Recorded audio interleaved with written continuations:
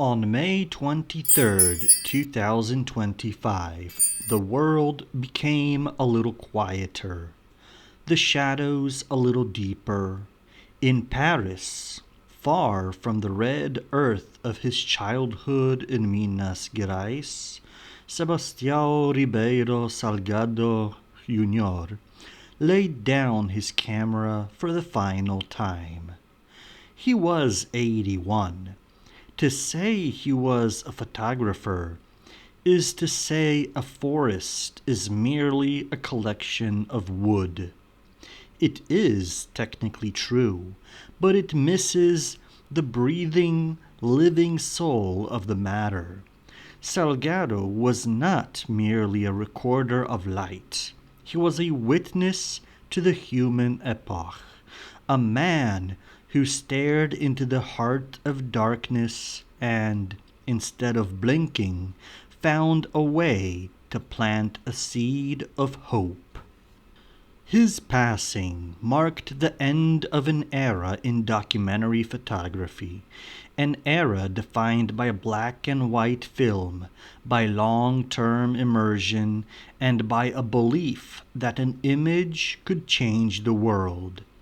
But his story did not end with his obituary in The Guardian or the somber announcements on the BBC. His story is written in the grain of the silver gelatin prints that hang in museums and in the roots of the 2 million trees that now cover the once barren hills of his homeland.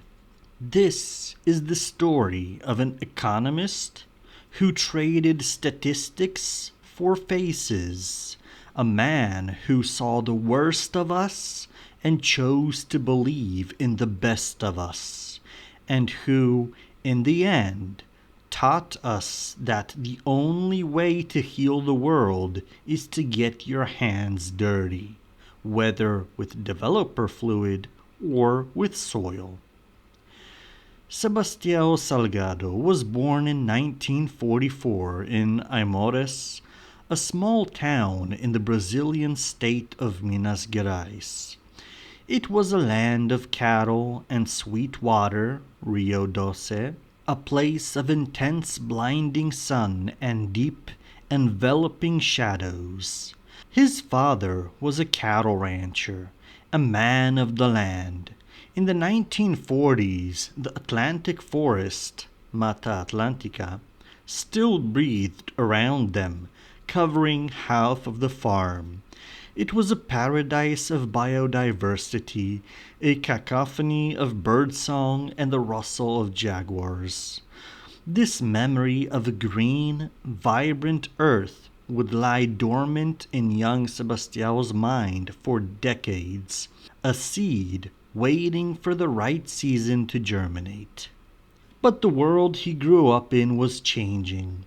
The cattle needed grass, and the trees were the enemy of the pasture.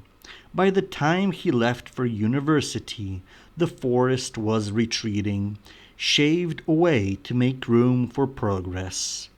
He did not know then that he would one day spend his fortune and his failing health to put it back. Sebastião was not destined for the arts. He was a man of numbers, of logic. He studied economics, first in Vitoria, then in Sao Paulo. It was the 1960s, a time of radicalism and repression. Brazil fell under a military dictatorship, and the air became too thin for free thinkers. In 1969, he and his wife, Lélia Wanek Salgado, the woman who would become the architect of his life, his work, and his legacy, fled to Paris. Exile is a strange teacher. It gives you a new perspective on your home. In Paris, Sebastião completed his PhD, and they moved to London, where he began working for the International Coffee Organization, ICO. He was on the fast track to a comfortable bureaucratic life, a life of meetings, reports, and the World Bank. He was an economist who understood the macro forces of supply and demand, the invisible hands that moved markets, but he felt nothing for it. Then came the moment that changed everything. It wasn't a divine revelation, it was a gift. Lelia bought a simple camera, a knicker mat, to document her architecture studies. On a trip to Africa for the World Bank, Sebastião looked through the viewfinder. He described it later not as taking a picture, but as making a discovery. When he looked through the lens, the world fell into order. The chaos of reality, the noise of economics, the abstraction of statistics, it all resolved into geometry, light, and texture. He found that he could say more about the economics of coffee by photographing a worker's calloused hand than he could in 100 pages of reports. The camera was not a barrier, it was a bridge. He returned to London, but his mind was still in the field. In 1973, at the age of 29, he made the gamble of a lifetime. He quit his job, abandoned his steady salary, and decided to become a photographer. He started with the news agencies, Sigma, then Gamma, chasing the headlines, but the rhythm of the news cycle, the shoot and leave mentality, did not sit well with his soul. He was an economist. He wanted to understand the system, the deep structure of things. He didn't want the snapshot. He wanted the thesis. In 1979, he joined Magnum Photos, the legendary cooperative founded by Cartier-Bresson and Kappa. Here, among the giants, he found his stride. But even Magnum's prestigious assignments couldn't contain his ambition. He wanted to tell stories that took years, not days. He wanted to document the slow, grinding tectonic plates of human history. His first major body of work, The Other Americas from 1986, was a return to his roots.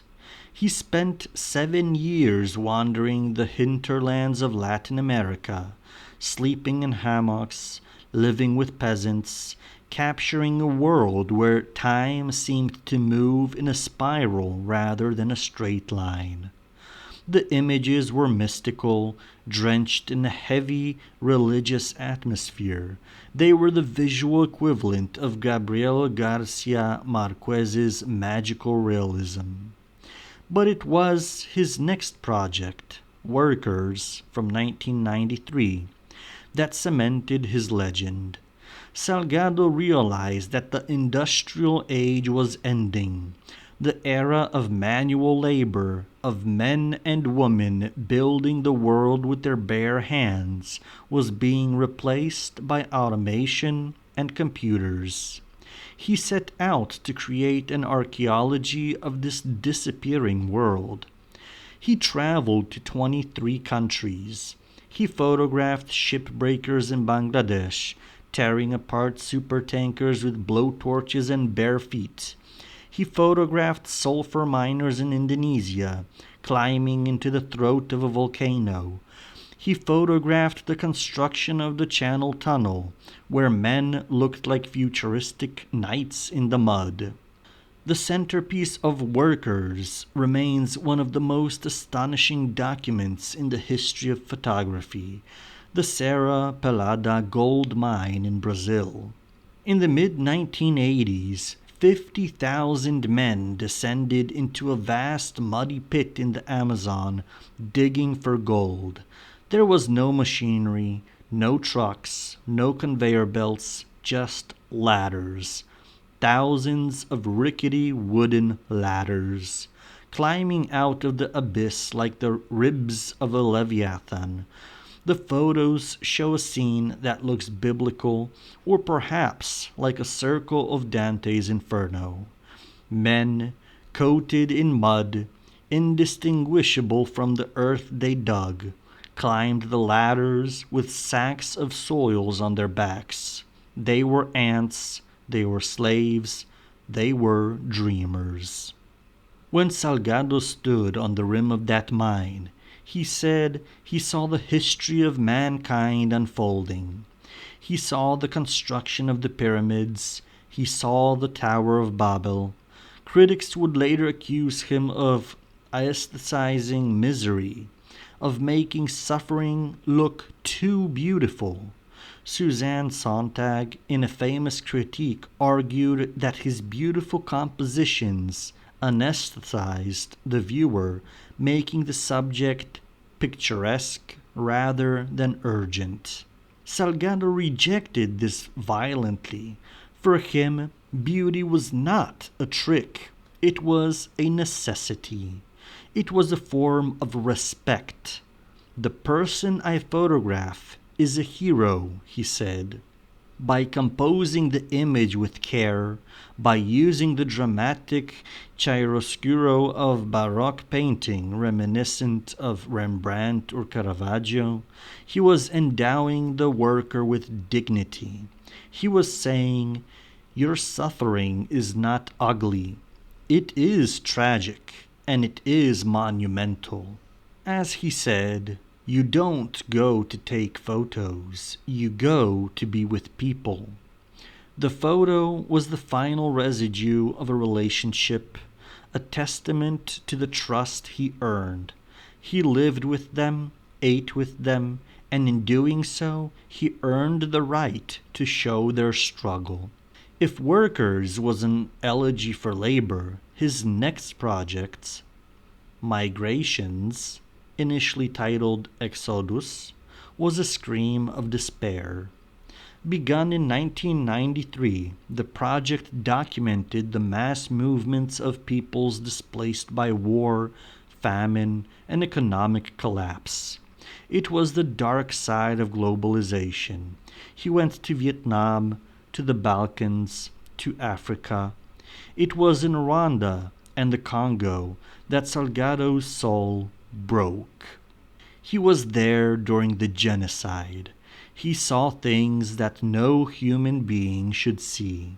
He saw bulldozers pushing thousands of bodies into pits. He saw cholera camps where the dead outnumbered the living. He saw the absolute, mechanized destruction of human life. He stopped being a photographer and became a traumatized survivor. He would later say, "I lost my faith in our species." He believed that humanity was a mistake, a violent virus destined to destroy itself. He put down his camera. He was physically sick, his body attacked by Staphylococcus, his immune system collapsing under the weight of his psychological trauma. The doctors told him he was dying not of a disease, but of sadness. He returned to Brazil, to the family farm in Aimorés, hoping to find peace. But the land was as dead as his spirit. The lush rainforest of his childhood was gone. The hills were bald, the soil eroded, the springs dried up. It was a mirror of his own internal desolation. It was Lelia who had the idea, a woman of immense practical vision. She looked at the dead yellow hills and said, "Sebastião, why don't we replant the forest?" It seemed impossible. The land was considered degraded, useless. But they had nothing left to lose. In 1998, they founded the Instituto Terra.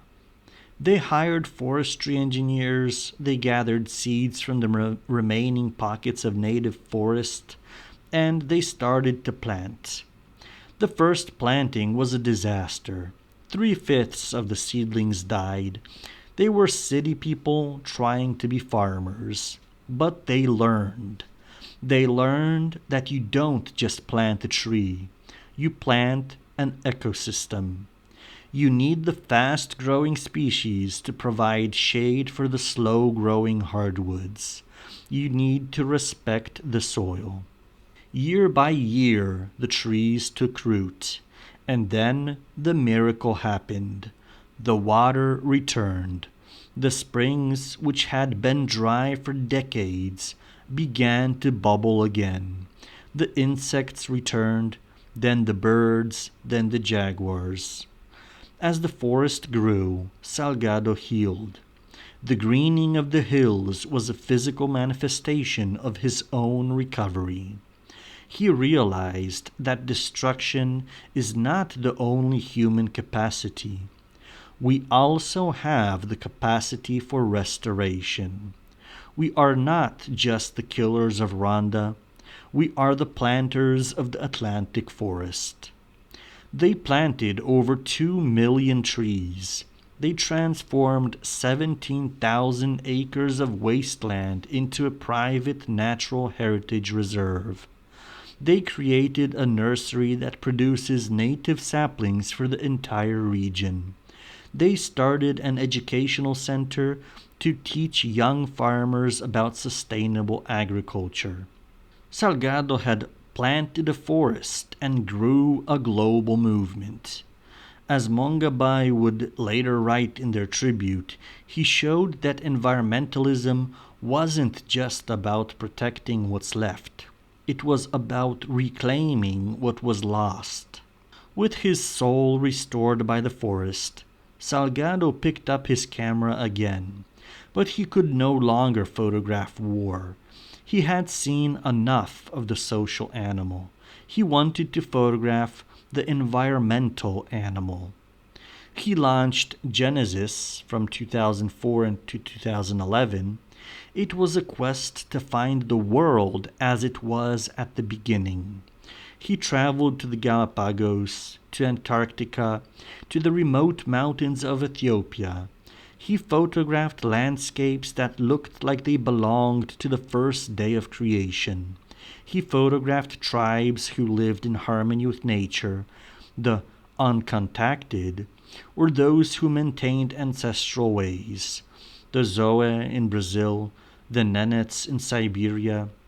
The style was the same, the high contrast, dramatic black and white, but the subject was different. They were not images of despair, they were images of awe. A whale's tail rising from the ocean like a monolith, a penguin colony stretching to the horizon, the chaotic, beautiful texture of a reptilian skin. Genesis was his warning and his love letter.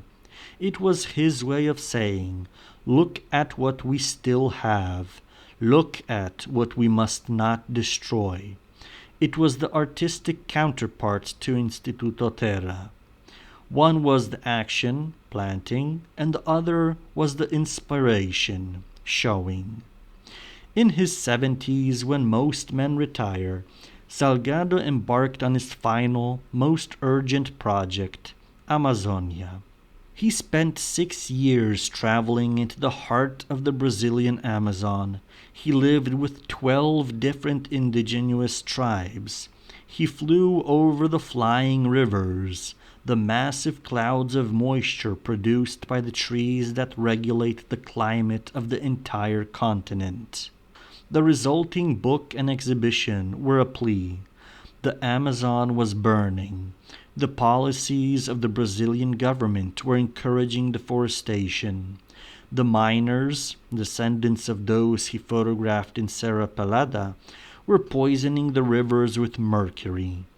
Salgado used his fame as a weapon. He met with presidents and popes. He campaigned for the protection of the Yanomami.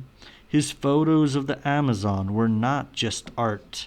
They were evidence. They showed the nobility of the indigenous people. the guardians of the forest and the terrifying majesty of the storms. In Amazonia, the critique of aestheticizing faded. The beauty was the point. You cannot save what you do not love. Salgado made us fall in love with the Amazon so that we might fight for it. Sebastião Salgado died in Paris in May 2025, surrounded by his family. He left behind a wife, Lelia, without whom he freely admitted, I would be nothing. He left behind 2 sons, Giuliano, who co-directed the Oscar-nominated documentary about his father, The Salt of the Earth, and Rodrigo. But his true estate is not in his bank account or even in his copyrights. It is dual in nature, the archive and the forest. The archive contains the memory of the 20th and early 21st centuries. It holds the faces of the starving in the Sahel, the burning oil wells of Kuwait, the gold-covered men of Serra Pelada, and the pristine icebergs of Antarctica. It is a monochrome encyclopedia of our time, proving that we were here, that we suffered, that we worked, and that we were capable of profound dignity. The forest in Minas Gerais is the living proof of his redemption. It is a place where the temperature is cooler than the surrounding farmland, where the water runs clear, and where endangered species have found a home. It will outlive his photos. Paper fades, digital files corrupt, but the forest regenerates. As Tatiana Hooper reflected in her analysis of his work, a link to her video will be in the description below, Salgado taught a generation of photographers that the image has a life of its own. The picture is not just yours, he said. It's taken in a context. The picture has a life, and it's important to respect that. He understood that once a photo leaves the camera, it travels. It can be weaponized, or it can be ignored. But if it is earned, if it is born of patience, empathy, and genuine connection, it carries a truth that cannot be extinguished. Salgado was often called a social photographer or an environmentalist, but in the end, he was a philosopher of light. He taught us that light and shadow are not just visual elements. They are moral forces. He showed us the shadow of our greed and the light of our potential. In his obituary, the Guardian noted that he died with the same quiet dignity he accorded his subjects. He did not fear the dark. He knew that out of the dark earth the trees grow, and out of the dark chamber of the camera the image emerges. He is gone, but the shutter has not closed. Every young photographer who pauses to talk to their subject before lifting the lens, every person who plants a tree in a degraded lot, every viewer who looks at a photo of a refugee and sees not a statistic but a brother, they are all keeping the legacy of Sebastião Salgado alive. The man is dust, but the forest is green, and the silver remains on the page shining. To understand Salgado is to understand the circle. He began with the land, the farm, moved to the people, the workers, the migrants, witnessed the destruction of people, Rwanda, and returned to the land, the forest, to heal the people. His life was a rejection of the cynical view that art is separate from action. He proved that an artist can, and perhaps must, be an activist. He didn't just show us the problem, he built the solution. In a world increasingly obsessed with the color and noise of the digital age, Salgado's stubborn adherence to black and white was a statement. Color, he felt, was a distraction.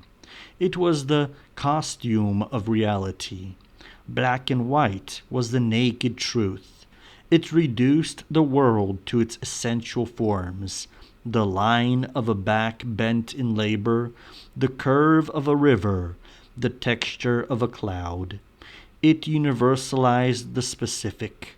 A mother grieving in Ethiopia in black and white looks like a mother grieving in Brazil or in Syria. It removed the barriers of the exotic and left only the human. He leaves us with a challenge. In his final interviews, he often spoke of the tipping point for the Amazon and for the climate. He did his part. He planted his trees. He took his photos. The question his life asks us is simple. What will you plant? What will you bear witness to? Sebastião Salgado has left the room, but the lights are still on and the forest is breathing.